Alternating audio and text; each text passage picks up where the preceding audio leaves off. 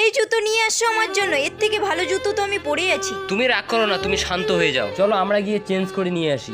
আমাকে এই বোতল দেবে? এই নাও। কোথায় চলে গেল রাহুল?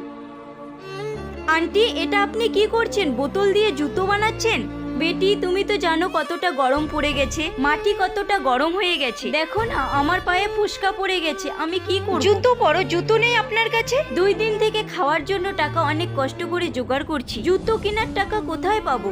এই জুতো আমি দিয়ে দেবো আন্টিকে।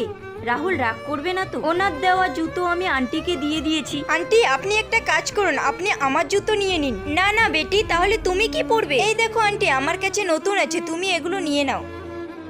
খুশি থাকো বেটি, ভগবান তোমার মঙ্গল করুক। আরে ইয়ার, তুমি কোথায় চলে গিয়েছিলে? 1 মিনিট, তুমি তো বলছিলে এই জুতো তুমি চেঞ্জ করবে, এখন ওটা তুমি পায়ে দিয়েছো। তোমার জুতো কোথায়?